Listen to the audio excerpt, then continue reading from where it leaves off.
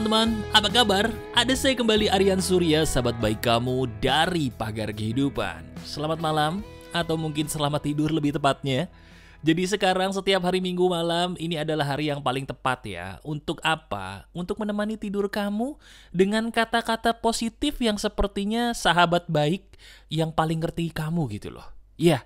Ada saya Aryan Surya, sahabat baik kamu dari Pagar Kehidupan ya. Manusia yang bisa jadi ya paling sering kamu dengerin suaranya. Karena apa? Entah kenapa walaupun kita jauh, kita rasanya seperti orang yang udah lama kenal. Halo, bagi kamu penonton baru, yuk kita saling tampar-tamparan di sini. Sudah banyak loh sahabat Pagar Kehidupan yang ketampar. Tapi tenang aja. Tamparannya itu bukan yang nyakitin, tapi cukup bikin kita nyengir karena Mas Aryan kok seolah-olah tahu banget nih apa yang saya alami dan kok bisa ya ini baru kepikiran sekarang. Ya, jadi sekarang sambil siap-siap tidur, menggelapkan lampu kamar, atau kalau kamu nontonnya ini udah pagi, nggak apa-apa, sambil kamu bersiap-siap menikmati hidup kamu di hari yang baru, coba fokus dengerin saya sambil tetap melakukan apa yang kamu kerjakan. Pakai telinga aja cukup kok supaya kita ketampar. Siap? Yuk kita mulai. Ini seru nih. Gini teman-teman, langsung aja ya. Saya pengen kamu langsung jawab dalam hati dari satu pertanyaan yang paling sering mengecoh orang yang saya tanya. Nih, kalau dipikir-pikir, mana sih yang paling sering nyakitin kamu? Apakah sembarangan orang yang kamu kenal atau orangnya yang sembarangan perilakunya sama kamu? Waduh, dalam nih ya. Saya ulangi. Kita renungkan sambil tidur, sambil ngerjain sesuatu boleh ya. Sekarang kamu renungkan perkataan atau pertanyaan saya. Sekarang inget, terakhir kali kamu rasanya paling sakit, paling jatuh hidupnya, atau sekarang lagi ada masalah nih, pikirin, apa sih yang paling nyakitin menurut kamu? Penyebabnya tuh siapa? Apakah benar orang yang paling nyakitin kamu adalah orang yang sembarangan perilakunya? Atau justru sembarangan orang yang tiba-tiba hadir ke dalam hidup kamu? Di antara dua orang itu, mana yang menurut kamu secara jujur pernah paling nyakitin bagi hidup kamu sampai maaf ya, diri kamu tuh jatuh banget? Renungkan sekarang. Silakan. Nah, sambil kamu merenung ya kan, sambil merem-merem dikit mungkin udah ngantuk, atau jangan-jangan kamu lagi siap-siap sambil tetap merenung perkataan saya tadi, saya boleh cerita ya supaya kamu paham apa maksud pertanyaan saya. Gini teman-teman, coba kamu renungkan deh. Kita kadang-kadang gak bisa milih ya siapa aja orang yang tiba-tiba kita temukan. Betul gak sih? Kita kadang-kadang ketemu sama orang yang tiba-tiba datang aja gitu. Bisa membuat kita tiba-tiba jatuh cinta, kalau percintaan. Atau mungkin, jangan-jangan malah berkaitan dengan uang. Kita ketemu sama orang yang udah lama gak ketemu, ngajakin bisnis, ngajakin kerja. Tiba-tiba benar, ini orang kok mendatangkan sebuah rezeki buat kita, seizin Tuhan. Nah, ada kalanya, kita juga gak bisa mikir, kenapa justru orang-orang yang nyakitin malah datang ke hidup kita. Kita lagi pengen nih punya pacar, ketemu sama orang nyakitin, nusuk dari belakang. Kita pengen nih rezekinya bagus, ketemu sama teman lama gitu ya. Teman lama banget yang baik banget gitu. Gak diduga ternyata dia ngambil uang kita. Akhirnya kita seperti tersambar petir. Kenapa ya? Kok orang seperti itu bisa hadir? Nah, ini maksud pertanyaan saya. Teman-teman, diri kamu itu biang keroknya justru pertanyaan ini. Saya ulangi, lihat hidup kamu, renungkan. Apakah benar selama ini kamu yakin bahwa orang itulah yang membuat kamu sial? Yakin? Mantan kamu yang paling nyakitin itu yang bikin hidup kamu sial? Orang yang jadi rekan kerja kamu yang harusnya ngasih rezeki malah jadi nipu, itu yang bikin kamu sial? Atau tadi di jalan, atau kemarin gitu ya, ketemu di jalan, maaf banget, ketemu sama orang di jalan ngeselin sampai motor kamu hampir jatuh atau mobil kamu hampir nabrak orang yang kelakuannya Masya Allah mas, gak jelas banget, gak tahu diri gitu ya. Yakin itu salah mereka? Coba renungkan. Nah, disinilah saya ingin menampar kamu. Siap? Gini, orang lain itu tidak pernah salah. Saya ulangi, orang atau orang-orang lain yang menjadi penyebab biang kerok kesialan hidup kamu kemarin, mereka atau dia tuh tidak pernah salah. Titik. Loh, kenapa mas?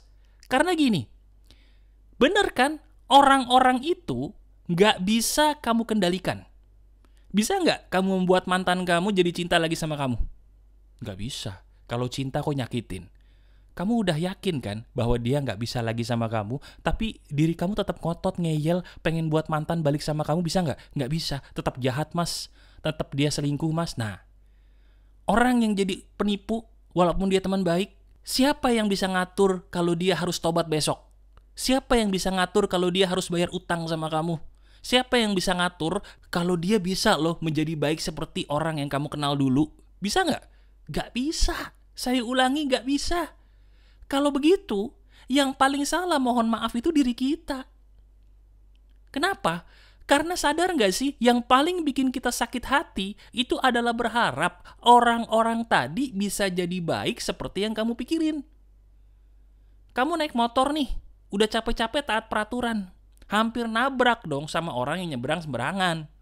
Kamu tahu kalau nyebrang tuh harusnya jangan sembarangan, paling enggak lihat kanan kiri dong, Bu. Gitu kan? Kamu kecewa banget. Kesel gitu mikirin itu ibu-ibu gitu misalnya. Kenapa? Karena kalau kamu di posisi dia pasti gak gitu kan. Pasti lihat kanan kiri dulu baru nyebrang. Mantan yang nyakitin kamu itu bikin kamu sakit hati bukan karena perilakunya doang. Kenapa? Karena diri kamu gak habis pikir. Kok dia bisa sih sejahat itu sama aku? Padahal kalau aku di posisi dia, aku gak mungkin loh sejahat dia. Teman baik kamu yang nipu, kamu gak habis pikir sama dia. Bukan karena tipuannya, tapi kok bisa ya Mas, temen yang sudah lama saya kenal berbuat jahat seperti itu sama saya? Di saat kita memposisikan diri kita menjadi mereka, disitulah letak kesalahan kamu. Kenapa? Karena kita berharap dia sebaik kita. Saya ini udah jadi orang baik Mas, kok dijahatin gini? Saya ini udah jadi orang patuh Mas, kok dijahatin gini? Saya ini udah setia banget sama perusahaan saya, kok saya di PHK? Saya ini udah jadi seseorang yang kerjanya baik, kok majikan saya begitu sama saya? Saya ini udah jadi pedagang yang jujur Mas, tapi kok saya ditipu? Utang gak dibayar-bayar Mas sama tuh orang. Waduh, ayo, itu kamu bukan? Bener gak? Ayo, sebentar. Sekarang coba deh, mau gak sih kamu saya kasih obat yang paling mujarab untuk ini? Saya ulangi pertanyaan saya, mau nggak sih kamu saya kasih obat paling mujarab untuk mengobati hal sesederhana ini? Kalau mau tuliskan di komentar, terima kasih Mas, saya mau banget solusinya. Terima kasih, sekarang saya kasih tahu ilmu emasnya buat kamu. Sederhana banget kok. Kamu cukup lakukan 3 langkah sederhana aja. Dan 3 langkah ini harus kamu praktekin. Saya ulangi, 3 langkah sederhana harus kamu praktekin sekarang. Iya. Jadi pagar kehidupan tuh prakteknya nyata ya. Bukan besok, bukan lusa, sekarang. Sambil nonton video ini, kalau bisa kamu praktekin. Siap? Sederhana. Yang pertama, ini praktekin ya, biar kamu ngerasain nih. Yang pertama, kamu pikirin dulu orang yang paling nyakitin kamu, baik yang kamu kenal ataupun yang tidak kamu kenal. Siapapun dia atau mereka, pikirin sekarang. Silakan. Sudah? Sambil kamu pikirin mereka sejelas-jelasnya di otakmu, udah jelas banget nih pikiran kamu senyum. Waduh susah Mas. Nah ini, paksa senyum tuh. Ayo, saya sumpahin deh bener. Kalau kamu mau senyum sekarang, saya sumpahin. Ya, kamu jadi orang paling kaya, paling berkah hidupnya, paling berkelimpahan. Ayo saya sumpahin nih. Tuh udah disumpahin baik-baik mau senyum kan? Nah, tuh bisa senyum. Giliran disumpahin baik-baik aja mau senyum. Aduh, ya. Yaudah, senyum. Saya sumpahin yang bagus-bagus. Kalau kamu senyum, saya sumpahin panjang umur, berkelimpahan, ketemu jodoh yang baik, dan bahagia. Mau ya? Senyum dulu dong. Nah, gitu. Ya, senyumnya bisa kan? Tahan senyumnya. Sambil kamu senyum, pikirin orang yang tadi bikin kamu kesel. Tahan senyumnya. Ya, tahan. Nah, sambil kamu pikirin orang yang nyebelin tadi, dan tetap tersenyum, sekarang kamu katakan dengan suara lantang. Oke, katakan begini, hore, saya ketemu orang yang saya butuhkan untuk belajar lagi menuju sukses. Nah, siap ya? Ulangi bersama saya, katakan dengan suara lantang, ayo. Hore, saya ketemu lagi sama orang yang bikin saya belajar untuk sukses di masa depan. Saya bahagia. Ulangi lagi? Boleh, ayo ulangi ya. Hore, saya ketemu lagi sama orang yang bikin Saya sukses dan bahagia di masa depan. Saya bersyukur, saya bahagia karena saya belajar. Terima kasih, terima kasih, terima kasih. Tahan senyumnya, ambil nafas dalam-dalam melalui hidung, hembuskan pelan-pelan melalui mulut. Selesai. Gimana rasanya? Ada kelegaan yang tidak bisa diungkapkan. Betul apa betul? Nah ini teman-teman, inilah sebuah keajaibannya dari pagar kehidupan. Betul gak sih? Kamu baru tahu video ini kemana aja, ya kan? Kamu baru tahu ilmu sesederhana ini tuh kemana aja gitu loh. Iya gak sih? Ini kan sederhana banget. Cuman beberapa langkah, tapi lihat diri kamu. Ada perubahan nyata yang seketika dirasakan. Kalau kamu merasakan perubahan, klik jempol ke atasnya dong. Waduh, terima kasih ya. Bagi kamu yang belum subscribe, silakan subscribe dan join member. Karena materi member setiap hari Kamis sekarang update lagi secara teratur. Itu emas tuh, ya, lebih daging dari ini. Silakan. Nah, sebentar. Biasa, pagar kehidupan itu seolah-olah di bagian depan daging. Tapi itu justru baru kulit. Waduh, bener, itu baru kulitnya nih. Kamu yang mendengarkan sampai habis beruntung. Kenapa? Karena di bagian ini saya akan memberikan daging yang paling daging dulu. Apa itu mas? Penasaran? Gini, teman-teman, tadi kan barusan kita mempraktekkan bagaimana cara membuat diri kita menjadi senyum sejenak gitu ya. Tapi pertanyaan saya satu, apakah dengan kamu melakukan ini masalah beres? Jawab jujur aja udah, gak usah takut salah. Saya tanya lagi ya, kamu kan tadi barusan udah senyum nih sejenak, berhasil ya? Alhamdulillah ada rasa enakan dong, enak. Tapi pertanyaan saya satu, jawab jujur dah. Masalah beres gak? Hah? Beres gak masalah? Jawab dong. Enggak, belum beres mas. Nah itu sengaja saya taruh di bagian sini. Kenapa? Karena diri kamu itu harus dikasih pelajaran apa? Bahwa segala sesuatu itu harus sampai tuntas. Jangan setengah-setengah. Betul gak? Nah sekarang, kalau gitu mas, supaya masalah saya seizin Tuhan nih jadi tuntas, langkah apa berikutnya gerangan yang harus saya lakukan? Wah, sederhana. Begini. Tadi yang kamu lakukan bersama saya itu setiap malam sebelum tidur lakukan. Jadi kan sengaja nih saya nguploadnya jam 9 malam nih. Ya, setiap hari Minggu, sekarang jam 9 malam ada video yang bikin kamu tertidur pulas tapi penuh dengan senyuman karena praktek bareng kayak gini. Seru ya? Makanya subscribe dong kalau belum subscribe ya. Nah, sekarang kamu udah bisa senyum sejenak. Tapi itu belum tuntas. Ada satu langkah tambahan yang bisa mengobati kamu. Langkah itu adalah segitiga kemudahan sesudah kesulitan. Ulangi bersama saya, segitiga kemudahan setelah kesulitan. Apa aja? Nih, yang pertama. Pahami dulu bahwa orang itu sengaja hadir ke dalam hidup kamu bukan kebetulan tapi rencana Tuhan. Saya ulangi, pahami dulu nih, pakai mindset yang benar, pola pikir yang benar apa? Orang itu tidak ada yang hadir ke dalam hidup kamu secara kebetulan. No. Dia adalah bagian dari rencana Tuhanmu, Tuhan kita, Tuhan seluruh alam yang ingin membuat hidup kamu kembali ke jalan yang paling benar. Loh kok mas gitu mas? Iya, bener, itu gak bohong deh. Kalau gak percaya, inget-inget kisah hidup kamu dulu. Masa gak pernah sih dulu kamu ketemu sama orang atau orang-orang yang salah tuh di masa lalu? Nah mereka itu yang bikin kamu nangis itu loh. Dulu kan kamu pernah nangis tuh, nangis banget, marah banget gitu ya. Tapi seiring berjalannya waktu, kok bisa ternyata kamu sadar bahwa orang yang dulu nyakitin saya ternyata saya butuh mas. Kalau gak ada orang itu saya gak belajar. Kalau saya gak belajar saya gak bisa sebahagia sekarang. Nah, pasti ada dong momen-momen kayak gitu dalam hidup kamu sejauh ini, selama ini kamu hidup, betul nggak? Nah, itu bukti. Bukti bahwa apa? Kamu nggak usah khawatir. Tuhan itu nggak jahat dan nggak pernah jahat. Saya ulangi, Tuhan itu tidak jahat dan tidak akan pernah jahat sama kamu. Tuhan itu maha pengasih lagi maha penyayang. Jadi, separah apapun orang yang hadir ke dalam hidup kamu bersyukur. Karena itulah pelajaran yang akan membuat hidup kamu bahagia di masa depan.